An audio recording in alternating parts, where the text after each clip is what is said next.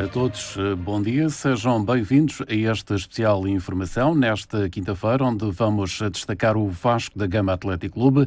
É nosso convidado o Filipe Guerreiro, diretor desportivo do futebol sénior do Vasco da Gama. Vamos aqui fazer um pouco o balanço desta primeira parte da época. Vamos falar também de um caso que marcou este início de época, o jogo com o Vitória de Setúbal aqui em casa. Mas para já, bom dia, Filipe, e obrigado por aqui estares. Começando pela época, já vamos falar do Vitória, deste caso que marcou este início de época, mas começando pela época, o Vasco da Gama está a meio da tabela, um pouco a continuidade do trabalho da época passada que acabou por não ser concluído, é isso?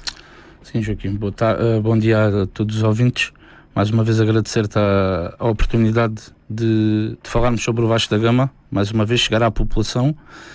Agradecer também à Rádio Sines esta oportunidade. Sim, tem sido uma continuação do trabalho que estava programado a época passada, que só conseguimos jogar uma partida derivada à pandemia e à situação aqui em Sines. Conseguimos este ano estancar a situação do Covid, apesar de às vezes termos jogadores que têm que estar algum tempo sem treinar, derivado ao Covid e a quarentenas, mas temos conseguido com o nosso protocolo estancar casos e quarentenas até agora. Temos conseguido isso, apesar de já haver 7 jogos adiados na primeira distrital. Temos tido essa sorte. O calendário é bastante apertado. Se acontecer, não temos aqui grande margem de manobra, com 38 jogos. Não temos aqui grande margem de manobra, mas temos conseguido estancar essa situação. Quanto à época, tem sido uma época, estamos ali em 11º, penso eu, mais um jogo que alguns, menos 2. Tem sido uma época diferente das outras. Não conseguimos ter sempre a mesma equipa. Tem sido complicado a nível de treinos também, derivado também à situação dos jogadores por turnos, que é sempre normal. Mas o trabalho vem na ordem do que era o ano passado e do que estava projetado o ano passado. Se bem aqui alguns jogos que perdemos no pormenor, já perdemos 10 pontos no tempo de compensação. Tem sido uma situação anormal, mas um dia a bola, em vez de bater no poste e sair, há de bater no poste e há de entrar. E começamos já este fim de semana com a Vitória ali no União a dar a volta a esta situação. Neste início de época, muitos jogos durante a semana, à quarta-feira, aos feriados, aos domingos, sábados, Filipe também, e sempre que foi jogos, aos feriados, foi fora de casa. O calendário até essa particularidade, também maior dificuldade ainda para os jogadores e para a equipa. Sim, o calendário foi um bocado de madrasta, entre aspas, para o Vasco da Gama. Em 21 dias jogámos 6 jogos, 2 deles à quarta-feira, complicadíssimo para todas as equipas. Ainda para mais para uma equipa que faz jogos, tem que se deslocar 150 km para cima e 150 km para baixo.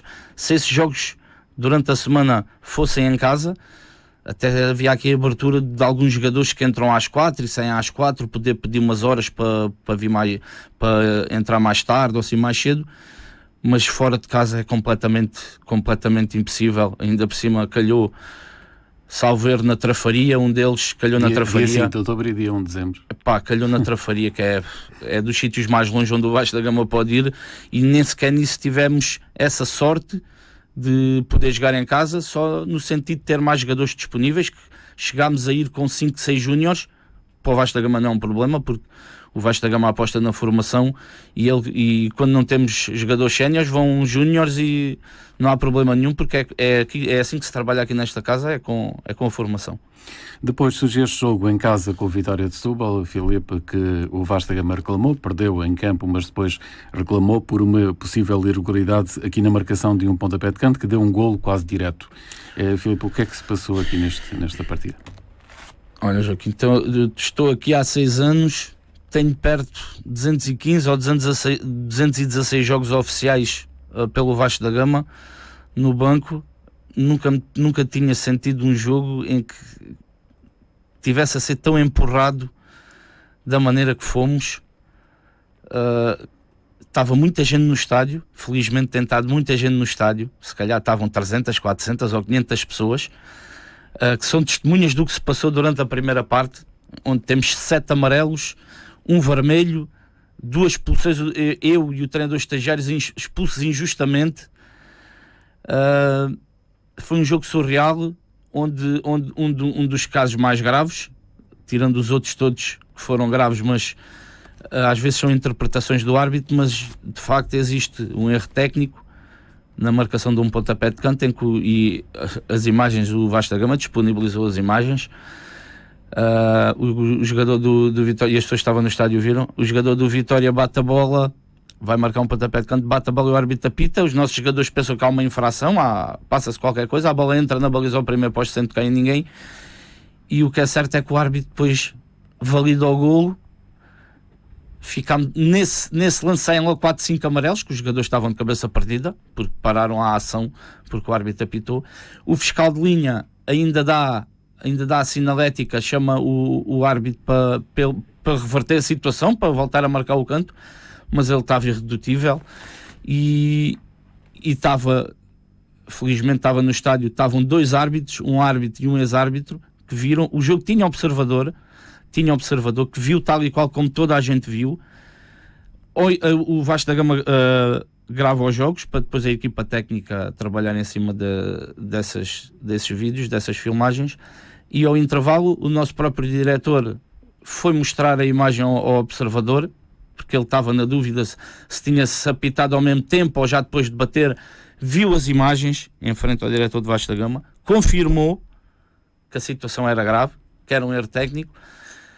Depois o Vasco da Gama até tinha os jogadores de cabeça perdida, alguns deles estavam irredutíveis para entrar para a segunda parte, cabeça perdida. Assentámos ideias. O Vasco da Gama é um clube que tinha que regressar sempre para a segunda parte, isso estava fora de questão. Os jogadores estavam de cabeça perdida. Recuperámos os jogadores, a partir de hoje era o intervalo, fomos empatar 2-2 ainda durante o tempo regulamentar, e já na compensação, nos pormenores que eu há bocado dizia, sofremos um golo já mesmo no último lance da partida, que foi injusto, porque a equipa fez uma recuperação gigante, e o Vasco da Gama depois protestou o jogo no final do jogo. Tinha um prazo de 5 dias para fazer protesto de jogo. O nosso presidente, mais uma vez incansável, fez um protesto de jogo irrepreensível, com tudo o que se tinha passado, e foi para a decisão. Já não é a primeira vez que o Vasco da Gama perde tendo razão. Já houve aqui o caso do Alfarim, como te lembras, que os jogadores, os adeptos entraram, e os adeptos da casa entraram dentro de campo, agrediram o nosso capitão na altura, o João Nunes. Já houve a situação aqui da baliza com o Barreirense. O Vasco da Gama tinha razão também, o jogo tinha que ser repetido. A associação decidiu contra o Vasco da Gama mais uma vez, e agora, sendo o Vitória de Setúbal, estávamos à espera desta decisão.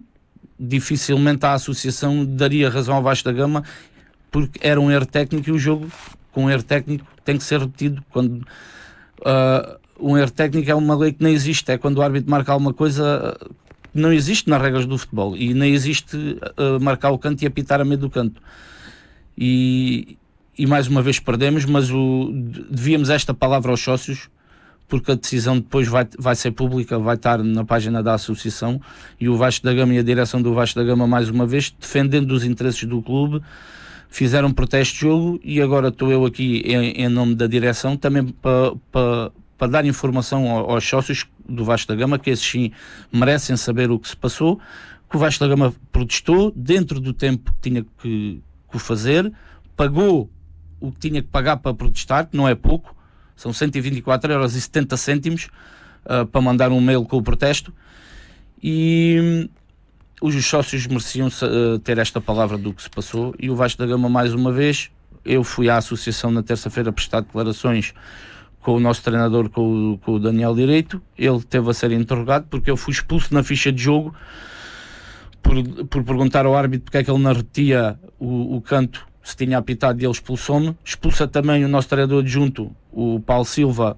porque ele foi-lhe dizer ao intervalo que a equipa estava a ponderar não voltar, e ele perguntou-lhe qual é que era a função dele. Ele disse que era treinador estagiário, e o árbitro disse: então não acabas o curso, e deu-lhe cartão vermelho, sabe que ele é estagiário e pode-lhe trazer problema. problemas. Mas para que as pessoas entendam, e o que é que a Associação disse? Alegou que nada disto aconteceu, ou o que é que a Associação disse? Pronto, a Associação, o Vasco da Gama, no protesto que manda por escrito tudo o que se passou, e depois juntámos vídeos que, perante o regulamento, o Conselho Técnico não os aceita, não aceita imagens, mas eles de certeza que viram as imagens, como toda a gente viu, só que aquilo não conta para a decisão. É um bocado caricato, as pessoas estão a ver o que se passou, mas vão decidir sobre o que disse o relatório do árbitro, foi a pessoa que nos prejudicou. E o árbitro no relatório diz o quê, Filipe? Diz que não apitou?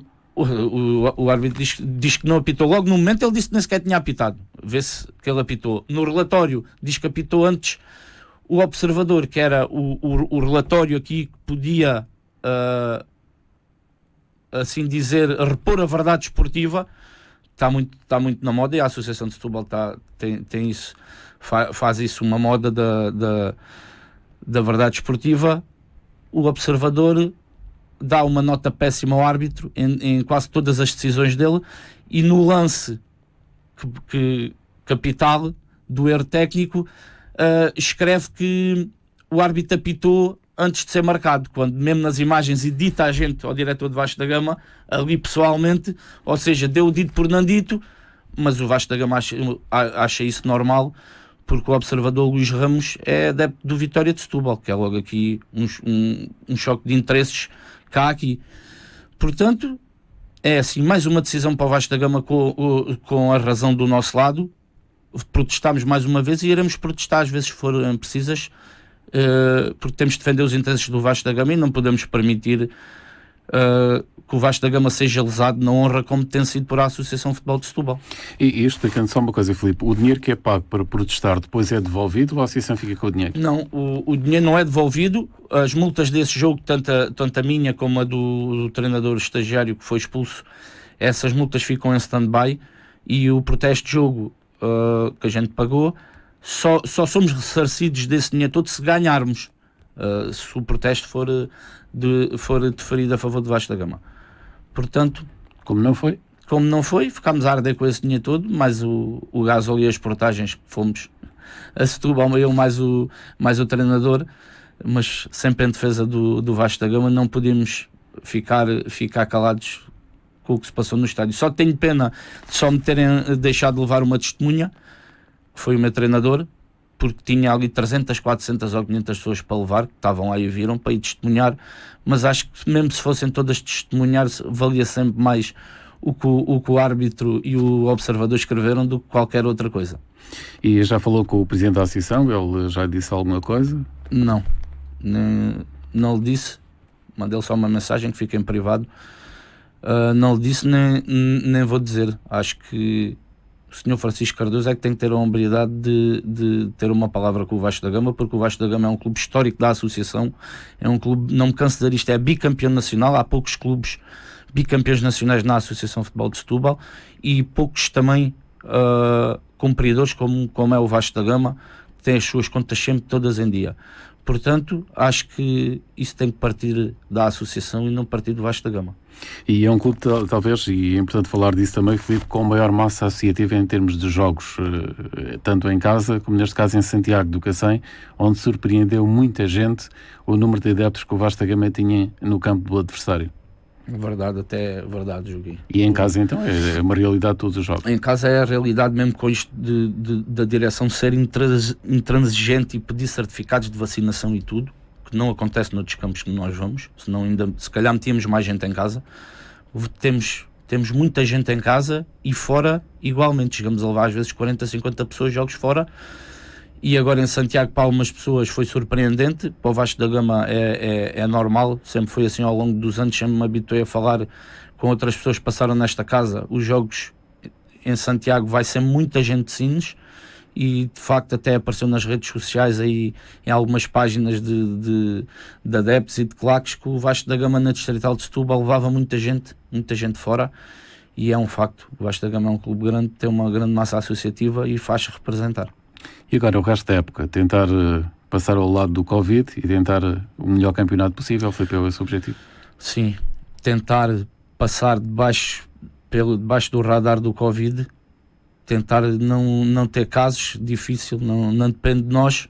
Os jogadores este ano têm havido esta particularidade de termos conseguido fugir aqui entre aspas, porque o Vasco da Gama não foge a nada, mas o ano passado, como tu te lembras, eu estive aqui o ano passado, em 3 meses, em 90 dias fizemos 42 dias de quarentena, com 7 ou 8 casos, e os jogadores estão avisados para certos tipos de comportamentos e como é que ande agir sempre com máscara, com essas situações todas. Temos conseguido, felizmente não temos nenhum jogo adiado, porque se ia ser um problema o Vasco da Gama, se já é um problema para o Vasco da Gama jogar a um feriado a meio da semana, jogar a meio da semana sem ser feriado então, e fora daqui, os jogos são às 9 da noite, o Vasco da Gama nem sequer põe em causa poder jogar a uma quarta-feira, por exemplo, às 9 da noite em Sesimbra, digamos assim, o jogo começar às 9, acabar às 11 e ter que fazer mais 150 ou 160 km para baixo, está fora de questão. Somos amadores, apesar disto ser um calendário e uma competição quase profissional.